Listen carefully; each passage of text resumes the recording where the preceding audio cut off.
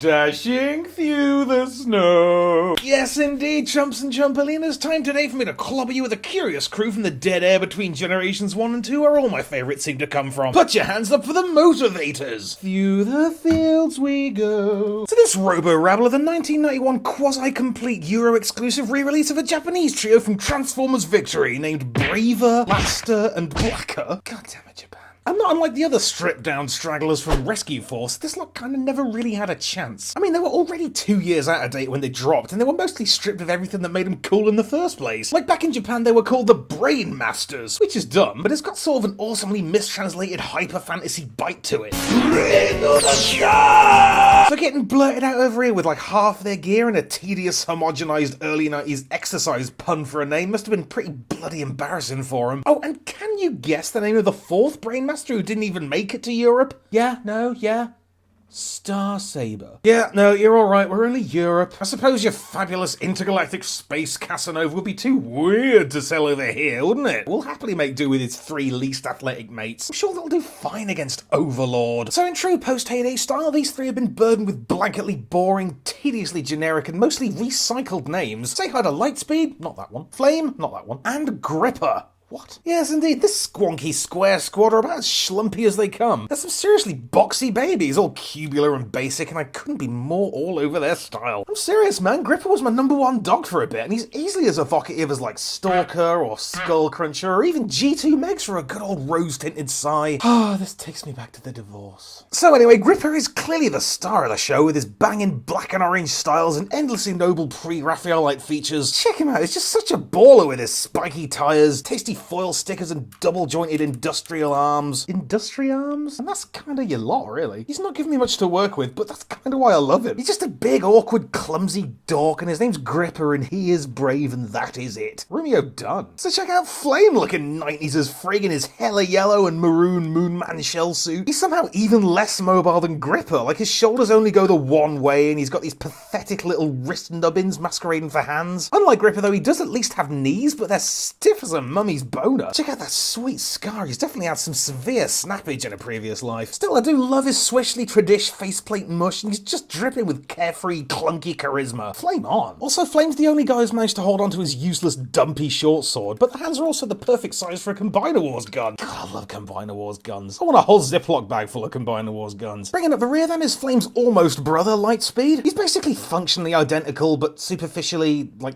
rounder. He's kind of so normal, he almost reminds me of one of those discount cheapo robos. Like, not necessarily a knockoff, but one of those uber-generic zero-imagination super converter spacebot action guy toys. Even his Italian name is Starbot, so we're kind of halfway there. But he's still definitely got the same blatant blockman bravado with his, like, chunky, skinny styles, wicked dayglow eye chevron, and infectiously insane cyan. In cyan? So he's just about rad enough to make the team, and at least he goes with Flame like a kind of Z-list sideswipe and sunstreaker. But anyway, I'm sure you've noticed they all share a common colossal cubod. Yes, indeed, these cavernous hollow chest chambers make the rest of the toy almost seem like incidental set dressing. Check it out, they all come with like a little mini avatar doppeldude. They've all got like identically sculpted bodies and perfect little faces. I'm just so in love with this. It's kind of like how Japan did Headmasters. Like, this guy's the character, and this big robo's just power armor. Is that right?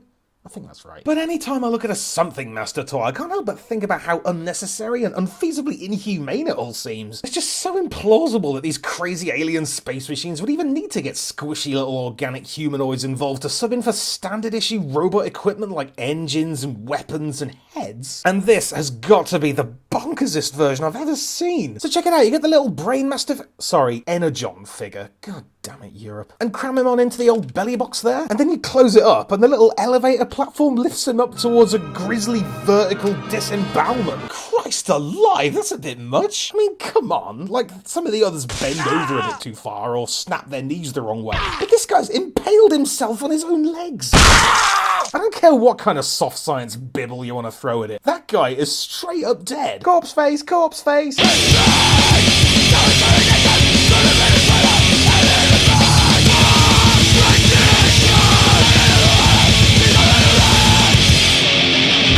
Well, that was easy. It's seems insanely over easy for such overtly chunky bots. Like we're talking Micromaster level. But it's quality dumb fun and it fast tracks you to these sweet mega car modes. I wanna say these are the biggest G1 car formers ever. Like they totally dwarf the 84 crew. Target Masters are struggling, Chrome Dome's not around to defend himself, so we'll go with it. Alright, give it up for the official biggest car type Transformers in all of G1. Probably. So Gripper once again easily steals the show, as is his wont. Check out his sweet Baja buggy batitude with his classy black mass all about the semi-spaceshipy cockpit. Humongous chromey engine dominating the rear end there, much like your dad does. And just some killer classically Autobot styles. It's like Beachcomber if Beachcomber was Grimlock. Lightspeed McQueen gets his ordinary on with an unremarkable but sumptuously satisfying and righteously red racer. I mean, it is nice, I guess, but I'm picking up echoes of that £1 shop getaway. I guess this guy does highlight a common problem with this lot. Sadly, the wonderful authentic rubber tyres have degraded a fair bit in the 20 plus years since they came out, and indeed Lightspeed's lost one on the old offside rear there, so thanks for that. And finally, Flame drops an absolute sex bomb as this killer carbohydrate sunstreaker. Yes, indeed, love this guy's angular fatness and unwieldy flair. Kinda neat how all the magentas just disappeared under this killer cocoon of luscious yellow and balls out badassness for a wickedly gigantic Lamborghini. Gigambogini. So the little mini-me's can once again get in on the action. They sort of awkwardly cram into these extremely snug cockpit crags with their feet hanging out the face hole like creepy robot Fred Flintstones. It just nicely rounds off the package. Like there's something deeply gratifying about a complete auto squad with all their support staff present and proper, all shiny buckles, all done up. It's almost a tragedy then that the whole thing just degenerates into an absolute shambles.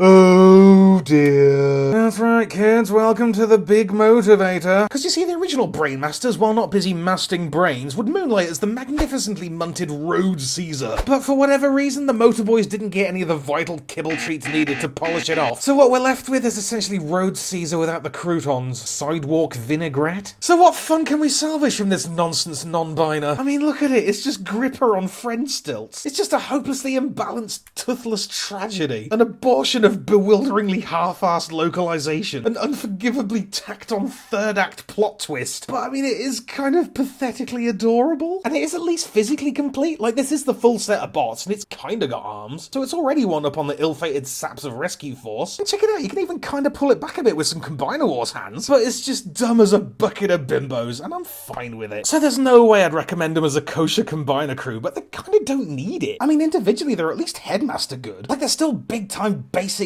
bliss with their chunky funkitude and serious size. And, you know, the whole elevator face murder thing, and just enough of a taste of super late G1 Takara anime insanity. Insanime. The Motorvators, then. I suppose they might not be for everybody, but for me, they're a perfect...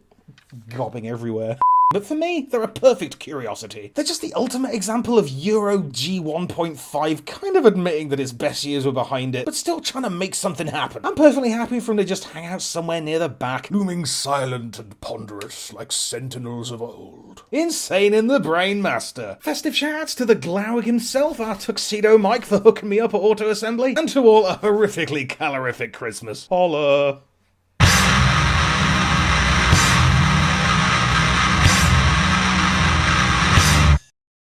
Be sure to subscribe for more Thew's awesome Transformers reviews. Limited appeal, keeping it real.